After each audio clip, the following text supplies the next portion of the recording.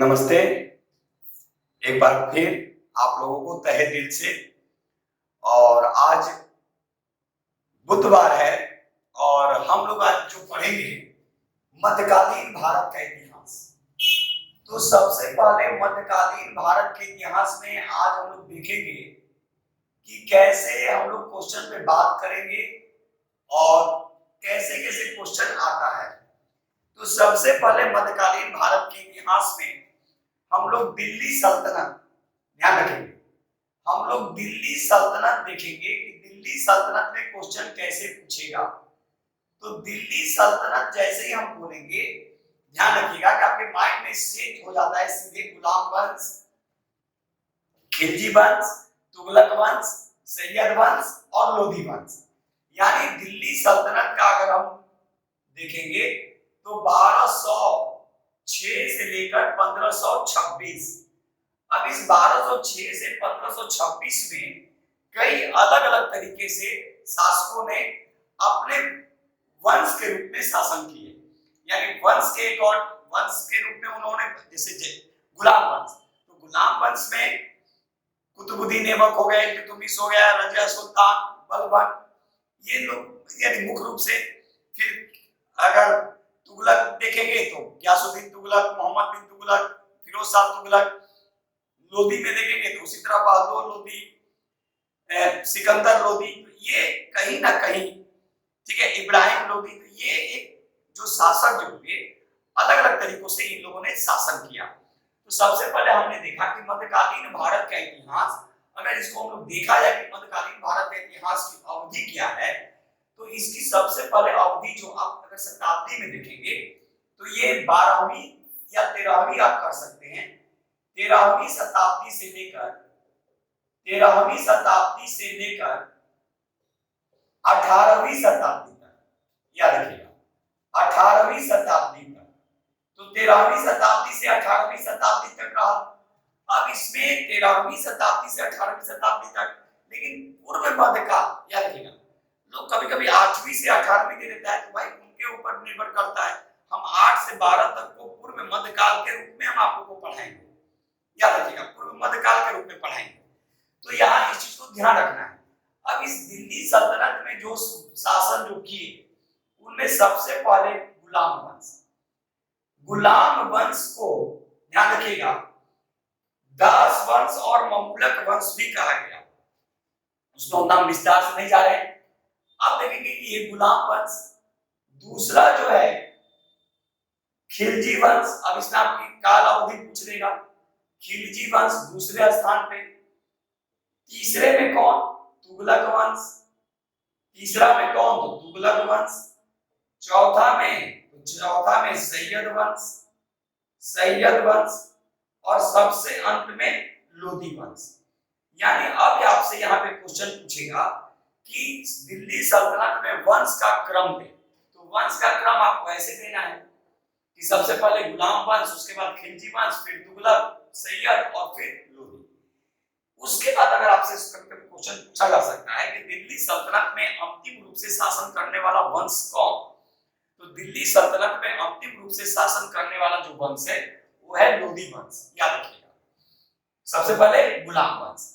अब हम लोग गुलाम वंश में पहले हम एक एक शासक के रूप में देखेंगे और पहले ही देख लेंगे गुलाम वंश में हम लोग मेनली 4 शासक के बारे में हम लोग अच्छे तरीके से पढ़ेंगे। इस गुलाम वंश में जो हम लोग 4 शासक जो पढ़ेंगे, उसमें सबसे पहले नाम आता है ऐबक का। उसके बाद इल्तुतमिश, रजिया सुल्तान और फिर हम लोग पढ़ेंगे बलबन। तो अब हम लोग जो ध्यान दीजिएगा कि जो हम लोग करेंगे, ठीक है, तब हड़बड़ाना बिल्कुल नहीं है, आराम आराम से, क्योंकि पढ़ाना हम ही को है और मुझे जब पढ़ाना है तो हम आराम से पढ़ाएंगे, एक टॉपिक लेकर पढ़ाएंगे। तो सबसे पहले हम लोग देखेंगे कि मध्यकालीन भारत के इतिहास में हम लोग जो दिल्ली सल्तनत जो टॉपिक उठाए हैं, यानी दिल्ली सल्तनत, ध्यान दीजिएगा, तो ये दिल्ली सल्तनत 12वीं यानी 1206 से लेकर 1526 तक के शासन काल को दिल्ली सल्तनत के रूप में देखा गया। इसमें अलग अलग तरीकों से वंश के शासकों ने शासन किए, जैसे गुलाम वंश, खिलजी वंश, तुगलक वंश, सैयद वंश और लोधी वंश। ये क्रम बाबू आप लोग जरूर याद रखिएगा। क्रम इसलिए याद रखिएगा क्योंकि क्रम ही पूछेगा आपको एग्जाम में। कभी कभी क्रम पूछ लेता है और फिर वहां पे दिक्कत आती है। चलिए अब इसमें हम लोग गुलाम वंश की चर्चा करेंगे और गुलाम वंश में आज हम आपको जो टॉपिक पढ़ाने जा रहे हैं ऐबक के बारे में देख लेंगे। ऐबक से कैसे कैसे क्वेश्चन पूछे जाने की संभावना है। तो सबसे पहले हम लोग गुलाम वंश हेडिंग कर लीजिएगा, गुलाम वंश। देखेंगे गुलाम वंश को दास वंश और ममूलक वंश भी कहा गया। अब इस वंश में 3 तरह से शासन किए गए। पहला कुतुबी वंश। अब ये कुतुबी वंश कब से कब तक रहा, इसको थोड़ा सा ध्यान दीजिएगा। तो कुतुबी वंश जो रहा वो 1206 से लेकर 1210 तक रहा और इसी में कुतुबुद्दीन ऐबक ने शासन किया। इसी में कुतुबुद्दीन ऐबक के द्वारा शासन किया गया था। दूसरा देखेंगे इसमें वो है शमसी या इल्बारी तुर्क, शमसी वंश या इल्बारी तुर्क।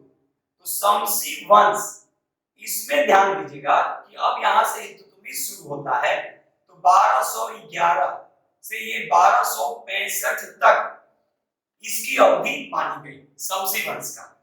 और तीसरा में जो माना गया वो याद रखिएगा ये है बलबनी वंश, बलबनी। तो याद रखिएगा बलबनी का जो माना गया ये माना गया 1265 से 1287।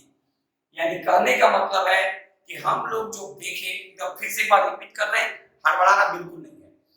हम लोगों ने आज जो अभी देखा, जो अभी हम लोग जो आज टॉपिक जो देख रहे हैं वो देख रहे हैं मध्यकालीन भारत का इतिहास। अब इस मध्यकालीन भारत के इतिहास में सबसे पहले हमने जो टॉपिक उठाया वो उठाया, आपके सामने जो टॉपिक जो रखा वो टॉपिक रखा दिल्ली सल्तनत। याद रखिएगा हम पूरे उसके इतिहास में नहीं जा रहे हैं, हम डायरेक्ट टॉपिक पे आ गए। अब दिल्ली सल्तनत में कई शासक यानी कई वंश आए जो अलग अलग तरीकों से इन लोगों ने शासन किया। अब इसका क्रम कभी कभी एग्जाम में पूछता है तो उसको क्रम को याद आपको रखना है। जैसे पहला क्या है गुलाम वंश, फिर क्या है खिलजी वंश, तीसरे पे तुगलक, चौथा सैयद और पांचवे में लोधी वंश। अब ये पांचों में जैसे पहले में गुलाम वंश, फिर से सुनेंगे, दूसरे में खिलजी वंश, तीसरे में तुगलक वंश, चौथे में सैयद वंश और पांचवे में लोधी वंश। अब इसमें सबसे पहले हम लोगों ने जो टॉपिक देखा ये देखा गुलाम वंश। अब ये गुलाम वंश में सबसे पहले देखेंगे इसको 3 वर्ग में देखा गया। पहले 1206 से 1210 तक कुतुबुद्दीन ऐबक यानी ये कुतुबी वंश कुतुबुद्दीन ऐबक का रहा। शमसी वंश 1211 से 1265 और तीसरा जो रहा बलबनी वंश 1265 से 1287। अब ये पूरा का पूरा जो विवरण रहा ये रहा गुलाम वंश का। ठीक है, अब गुलाम वंश में जो हम आपके सामने जो 4 शासक रखे थे उसमें आज सबसे पहले हम जो बात करने जा रहे हैं ये बात करने जा रहे हैं कुतुबुद्दीन ऐबक के बारे में। अब कुतुबुद्दीन ऐबक के बारे में जो जो मेन चीज है उसको यहाँ पर हम लिख रहे हैं, उसको ध्यान दीजिएगा। कुतुबुद्दीन ऐबक के बारे में कहा जाता है कि इसका शासन काल, ध्यान रखिएगा, इरेज करेंगे आप लोग, इसको एक बार देख लीजिए।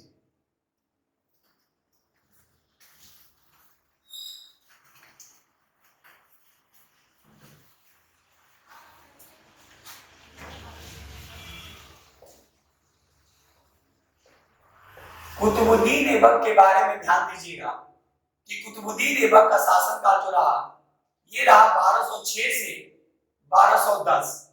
याद रखिएगा 1206 से 1210 जो रहा वो कुतुबुद्दीन ऐबक का शासन काल रहा। ये संस्थापक किसका था? ये संस्थापक किसका था? तो गुलाम वंश, गुलाम वंश। इसके बाद देखेंगे कि इसकी राजधानी कहां थी। तो इसकी राजधानी जो थी वो लाहौर था। इसके अतिरिक्त ध्यान रखिएगा इसने कुतुब मीनार की नींव रखवाई, कुतुब मीनार की नींव रखवाई थी। याद रखिएगा नींव रखवाया, पूरा जो करवाया वो इल्तुतमिश करवाया। इसके अतिरिक्त याद रखिएगा कुवत उल इस्लाम मस्जिद है जिसका निर्माण इसने दिल्ली में करवाया था। ये कहां करवाया? ये दिल्ली में करवाया। उसी तरह 2.5 दिन का झोपड़ा, याद रखिएगा 2.5 दिन का झोपड़ा का जो निर्माण जो करवाया ये भी मस्जिद था, ये अजमेर में इसने करवाया। यानी कहा जाता है कि अजान पढ़ने के लिए ही इसने इन चीजों को निर्माण करवाया। यानी ये कह सकते हैं एक तरह से कि कुतुबुद्दीन ऐबक का ये स्थापत्य कला है। यानी कुतुबुद्दीन ऐबक की स्थापत्य कला के क्षेत्र में अगर योगदान देखा जाए, ध्यान रखिएगा, तो ये योगदान है कुतुब मीनार की नींव, कुवत उल इस्लाम मस्जिद का निर्माण और 2.5 दिन के झोपड़ा का निर्माण करवाया गया। अब एक क्वेश्चन आपसे काफी इंपॉर्टेंट जो पूछता है, याद रखिएगा, इसको क्या बोला? ये काफी दान उम्मीदा था, इसीलिए इसको ध्यान रखेंगे लाख बक्स कहा गया। लाख बक्स यानी लाखों का दान देने वाला। यानी लाखों का दान देने वाला किसको बोला गया? कुतुबुद्दीन ऐबक को बोला गया। उसके बाद एक क्वेश्चन पूछता है कि 1208 में इसको दास्ता से मुक्ति मिल गई। इसको दास्ता से जो मुक्ति जो मिली वो किसके द्वारा दिया गया? तो याद रखिएगा एक नाम, ठीक है, गयासुद्दीन महमूद। याद रखिएगा गयासुद्दीन महमूद के द्वारा ही 1208 में इसको दास्ता से मुक्ति के लिए एक पत्र दिया गया। ठीक है, तो ये अब पूरी तरह से दास रहा नहीं, यानी ये दास्ता से इसको मुक्ति मिल गई। इसके अतिरिक्त आपसे एक और क्वेश्चन जो काफी इंपॉर्टेंट है, जो पूछने की संभावना जो रहती है, ध्यान रखिएगा कि मिनहाज उस सिराज के द्वारा हातिम द्वितीय की संज्ञा किसको दिया गया? तो हातिम द्वितीय की संज्ञा, याद रखिएगा, हातिम द्वितीय की जो संज्ञा जो दिया गया वो दिया गया मिनहाज उस सिराज। ये किसके द्वारा दिया गया? मिनहाज उस सिराज किसको दिया गया? यानी हातिम द्वितीय किसको कहा गया? कुतुबुद्दीन ऐबक को हातिम द्वितीय की संज्ञा जो कही गई, याद रखिएगा ये हातिम द्वितीय है। हातिम द्वितीय की जो संज्ञा दी गई थी वो मिनहाज उस सिराज के द्वारा ही दिया गया था। ठीक है, उदारता दानवीर के कारण इसको लाख बख्श कहा गया। अपनी राजधानी लाहौर बनाता है। ठीक है, इसके अतिरिक्त इसका सेनापति जो था बख्तियार खिलजी, सबको मालूम है नालंदा विश्वविद्यालय को उसने ध्वस्त करवाया। एक क्वेश्चन आपसे जो कभी-कभी क्वेश्चन पूछता है कि इसकी मृत्यु कैसे हुई, याद रखिएगा। हाँ, एक क्वेश्चन और ध्यान रखिएगा, ये दिल्ली सल्तनत का ऐसा पहला शासक था जिसने सुल्तान की पदवी धारण नहीं किया। याद रखिएगा, ये सुल्तान की पदवी धारण नहीं किया था। सुल्तान की पदवी धारण नहीं किया, तो ये क्या किया भाई? तो याद रखिएगा, ये सुल्तान की पदवी धारण नहीं किया, ये अपने आप को मलिक और सिपा सालार की ही से ही संतुष्ट रहा। ये मलिक और सिपा सालार, याद रखिएगा, मलिक और सिपा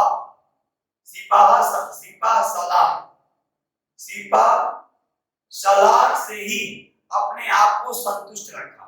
यानी दिल्ली सल्तनत में जो कुतुबुद्दीन ऐबक जो था, याद रखिएगा, ये सुल्तान की पदवी जो थी, सुल्तान की जो उपाधि जो थी, इसने धारण नहीं किया था। तो इसने क्या रखा भाई? तो ये अपने आप को कहा कि नहीं, जो चलते आ रहा है उसी आधार पर हम रहेंगे और केवल मलिक और सिपा सालार का ही जो पद जो था उससे ये अपने आप को संतुष्ट रखा।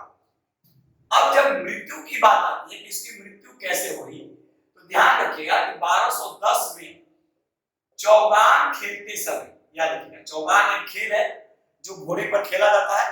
तो चौगान खेलते समय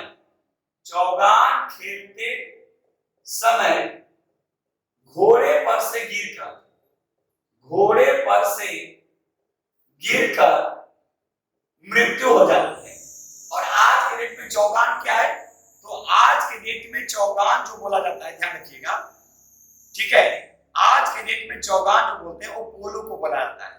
और पोलो में खिलाड़ियों की संख्या ऐसे आप याद रखिएगा, PO 1 2 3 4, ठीक है, 1 2 3 4, इस तरह से याद रखिएगा। तो हम बिल्कुल आप लोगों को हड़बड़ा के नहीं पढ़ाएंगे, और जहां आप लोगों को दिक्कत होगी कि सर समझ में नहीं आ रहा है, फिर आप हमें कमेंट्स कर सकते हैं। हमारी कोशिश है आपको बेस्ट देना, ताकि आप एक बेनिफिट घर बैठे उठा सकें। तो हमने एक डाटा, ये डाटा कह सकते हैं, एक ड्राफ्ट कह सकते हैं, खाका कहिए, जो कहिए, आपके सामने हम रखे कि कुतुबुद्दीन ऐबक के बारे में कैसे कैसे क्वेश्चन पूछे जा सकते हैं। 2-4 क्वेश्चन कुतुबुद्दीन ऐबक के बारे में आपको याद रखना है। जैसे इसकी राजधानी लाहौर थी, ठीक है, कुतुबी वंश से संबंधित था, ये पहला ऐसा शासक था जो सुल्तान अपने आप को सुल्तान नहीं कहा, मलिक और सिपह सालार के रूप में जाना गया। उसके अतिरिक्त राजधानी बता चुके, कुतुबुल इस्लाम और 2.5 दिन का झोपड़ा क्रमशः दिल्ली और अजमेर में इसने स्थापित किया। कुतुब मीनार की नींव रखवाई, लेकिन उसको पूरा नहीं करवा पाया। और उसके पहले 1210 ईस्वी में चौगान खेलते समय घोड़े पर से गिरकर कुतुबुद्दीन ऐबक की मृत्यु हो जाती है। तो ये एक कम से कम हम आप लोग के सामने स्टार्ट जो किए हैं, अब आगे कहां तक जा रहा है, आप लोग का कितना सपोर्ट रह रहा है, ये तो आप लोग खुद डिसाइड करेंगे। और फिर जहां होगा जो सुधार की जरूरत होगी, आप लोग तुरंत बोलेंगे, उसमें हम लोग फिर सुधार करके फिर आगे बढ़ेंगे।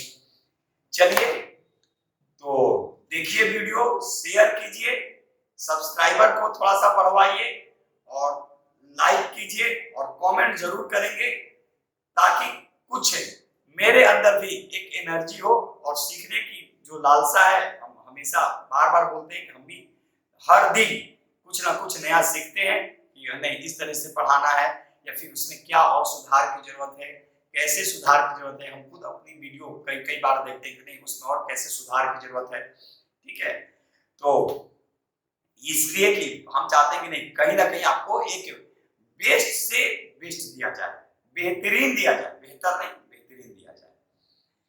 तो चलिए, माँ की कृपा हम सब पे बनी रहे, इस उम्मीद के साथ आज हम आप लोगों के सामने से विदा ले रहे हैं। जय हिंद, जय भारत, भारत माता की।